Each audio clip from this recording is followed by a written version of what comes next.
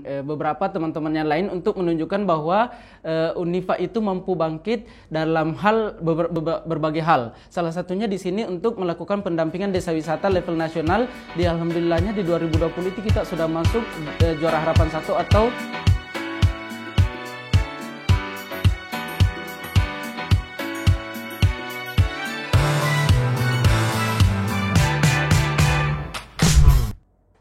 Assalamualaikum Univers. Hari ini kita bakalan kedatangan Kaprodi dari D3 Bina Wisata. Halo Panas, apa kabar? Iya, halo Novan. Baik, Novan gimana?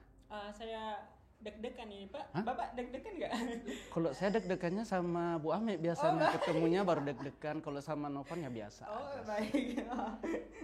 Oke Pak, bicara soal D3 Bina Wisata. D3 Bina Wisata itu apa sih? D3 Bina Wisata, kalau ditanya D3 Bina Wisata itu apa sih? Artinya Novan belum terlalu familiar dengan Unifa ya. Kalau Unifa kan cuma memiliki 2 program studi vokasi, vocational study di Unifa itu cuma ada 2, yaitu D3 program studi D3 Bina Wisata dengan program studi D3 akuntansi. Jadi D3 Bina Wisata pada dasarnya program studi vocational di Universitas Fajar yang konsen dalam penyediaan sumber daya manusia yang kompetitif dan memiliki kompetensi skala nasional dan internasional untuk kebutuhan dunia kepariwisataan, khususnya dalam bidang destinasi, travel, dan hotel. Oh baik, jadi D3 Bina Wisata itu nantinya bisa jadi tour guide, Iya, ya Pak? benar. Terus bisa jadi kerja di hospitality juga. Iya. Oh Hotel. baik. Tuh tahu Novan berarti udah cerdas. Nanti Novan kapan-kapan main ke Bina Wisata Oh ya. baik Pak, Kalau boleh ngambil surat baik. pindah. Oke. Oke Pak, bicara soal belajar mengajar nih. Iya. Apa sih Pak mata pelajaran unggulan dari anak Bina Wisata? Kalau berbicara mata kuliah unggulan, kayaknya tidak ada mata kuliah unggulan. Soalnya dalam bidang kepariwisataan itu kita berbicara tentang kompetensi. Jadi kompetensi di sini kita tidak berbicara unggulan karena kompetensi adalah hal wajib yang harus dimiliki oleh seorang alumni dalam bidang kepariwisataan, karena itu sudah diatur oleh undang-undang juga dalam kepariwisataan bahwa seorang tenaga kerja yang akan terjun ke dunia kepariwisataan mereka harus mengantongi dan wajib sifatnya mengantongi sertifikat kompetensi tersebut. Nah, dan setiap kompetensi daripada yang saya sebutkan tadi, mulai dari hotel, travel, sampai destinasi itu sekarang sudah ada unit kompetensi untuk diujikan secara nasional oleh Badan Nasional Sertifikasi Profesi.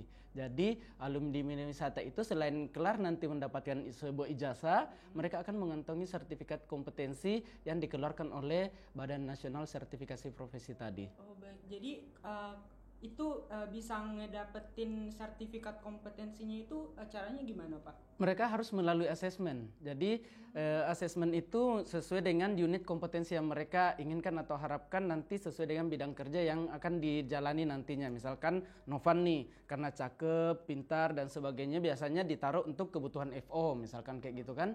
Jadi FO itu kebutuhannya minimal selain dia performance daripada orangnya, good lookingnya dan sebagainya, kemampuan dan kecakapan dalam hal berbahasa. Unit kompetensi di situ yang diujikan adalah bagaimana Novan menguasai dalam hal penerimaan tamu, misalkan untuk reception, terus how to handling telepon, misalkan untuk telepon operator kayak gitu. Jadi semua unit kompetensi untuk bidang-bidang tertentu di hotel misalkan itu sudah ada semua unit kompetensinya. Oh baik Pak.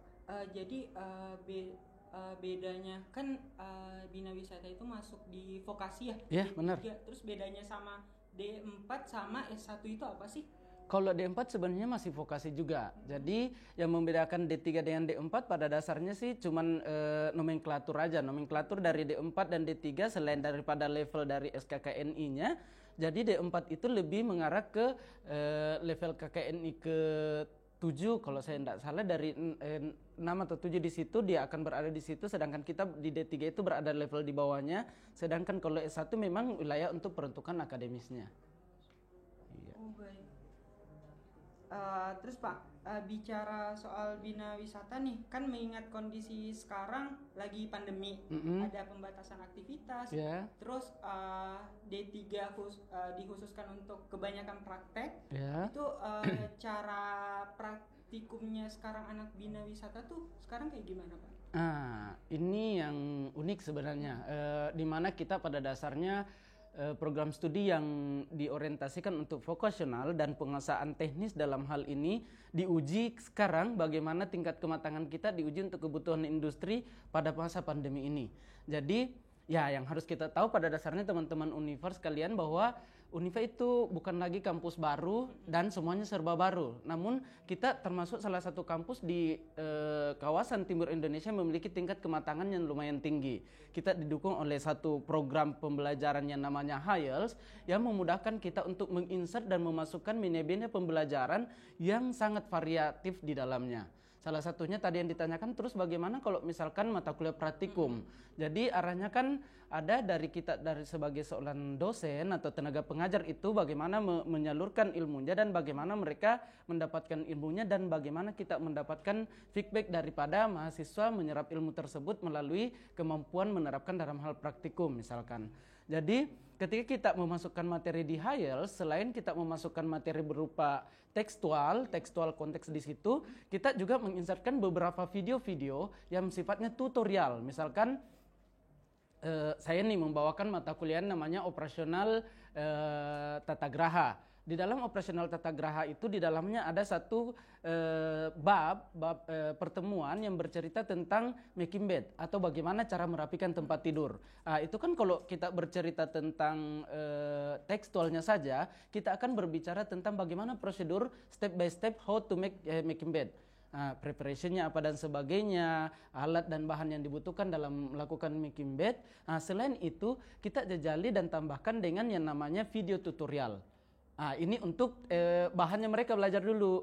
Jadi untuk mendapatkan feedbacknya sendiri kita akan melihat, kita akan meminta mereka, oke deh, kalau sudah mendapatkan materinya, sudah mendapatkan videonya, sudah memahaminya, kita minta dulu sejauh mana mereka yang tidak pahamnya dulu. Kalau sudah paham, baru kita meminta. Minggu depan kami akan meminta adik-adik untuk menyetorkan semua video atau video-video yang berkaitan dengan making bed tadi. Misalkan adik-adik diminta untuk melakukan sesi preparationnya dulu. Bagaimana mereka melakukan folding daripada seat yang dibutuhkan untuk kebutuhan making bed. Terus bagaimana melakukan making bednya sendiri dengan menggunakan properti-properti yang ada di sekitar mereka. Karena kita ya harus tahu di era pandemi ini pasti mereka harus stay home juga. Kita juga demikian. Jadinya kita harus menerima kenyataan bahwa sekarang kita direct contact memang sangat-sangat terbatas dan media ini yang dapat kita manfaatkan.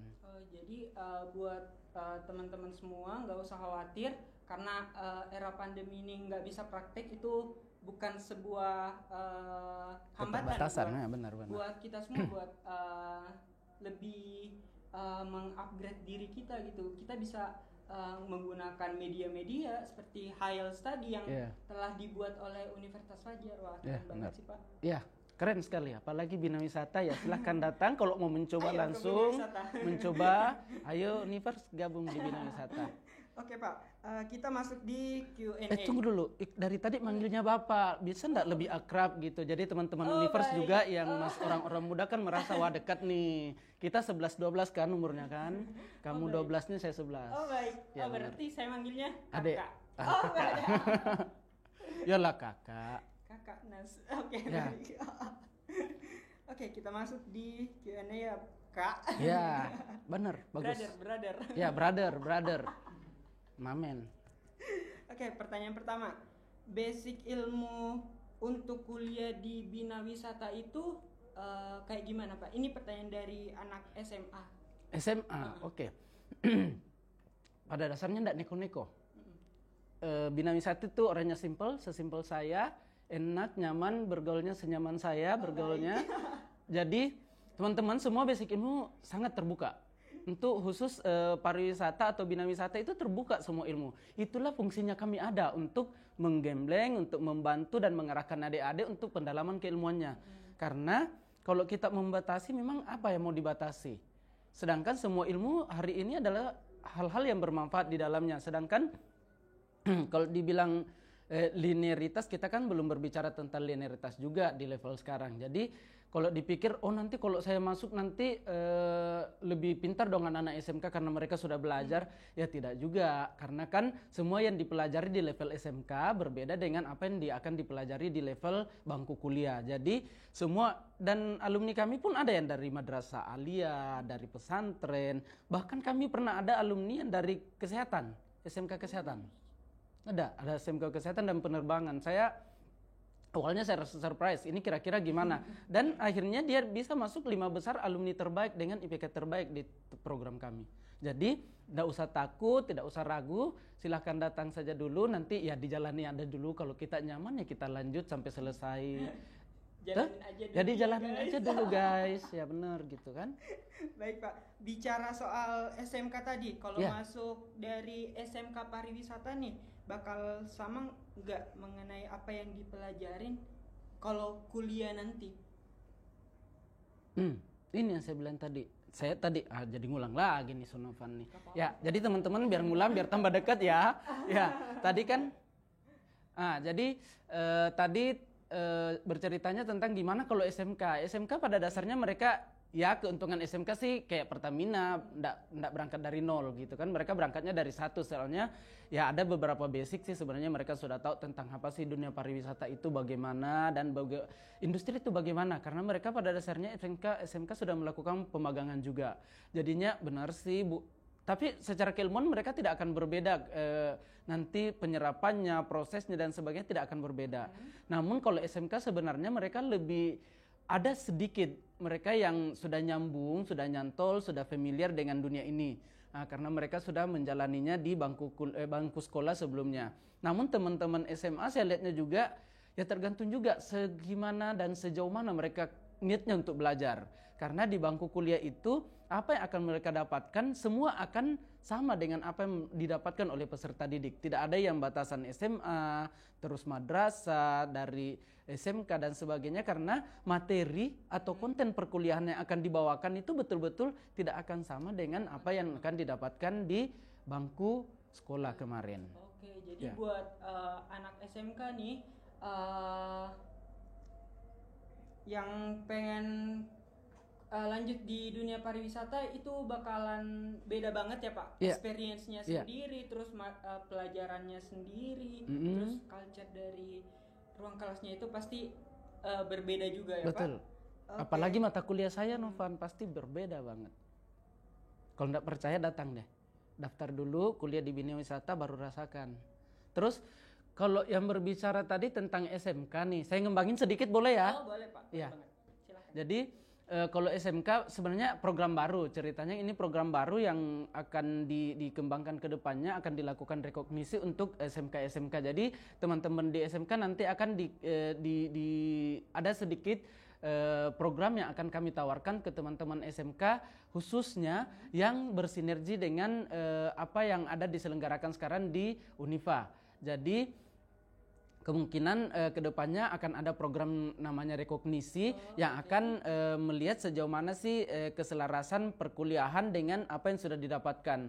Dan kalau itu sudah jalan, nanti itu akan menjadi gerbang tersendiri buat teman-teman SMK untuk masuk ke Bina Wisata. Oke, jadi waktu kuliahnya sendiri ada trek tersendiri, ada jalur. Jadi mereka bisa menempuh jalur yang bukan jalanan biasa, tapi bisa pakai yang ring road atau apa sih namanya yang di sini? Perintis. Apa tuh Pak? Aduh, Novan nggak update. Yang tahu komen di komentar. Ya, komennya ditunggu.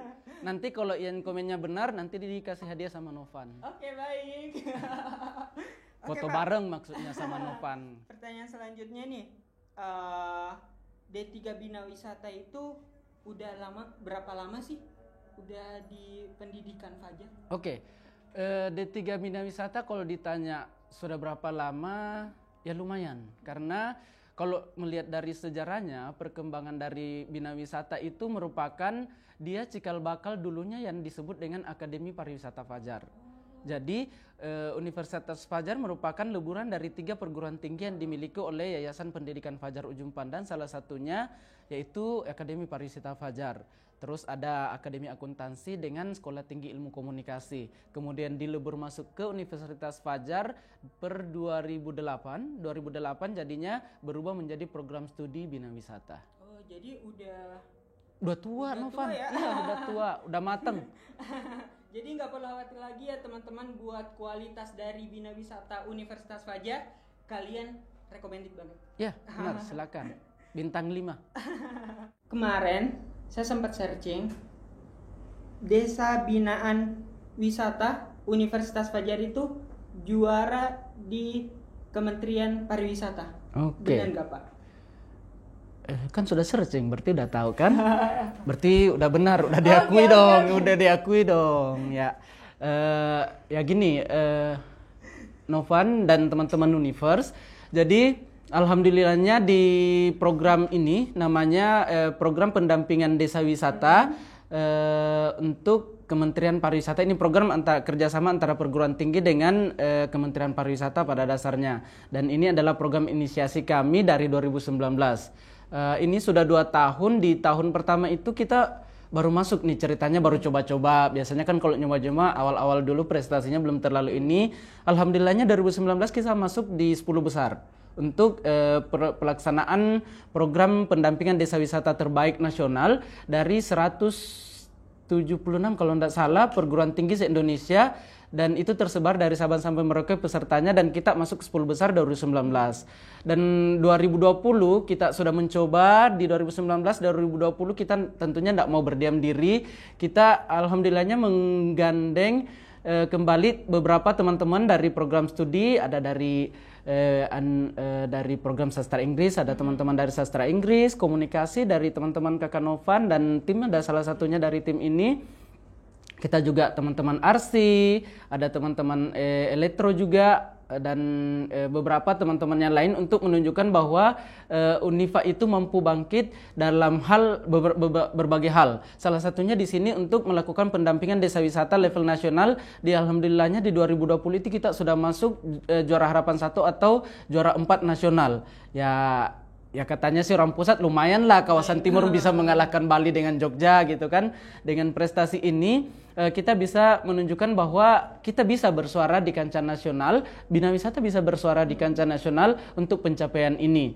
Nah, dalam hal ini kita turun dan mengaplikasikan beberapa berbagai ilmu-ilmu yang sudah kita sharekan ke mahasiswa, dan kita juga sebagai tenaga pengajar juga turun langsung untuk membagikan ilmu-ilmu tersebut agar mereka mampu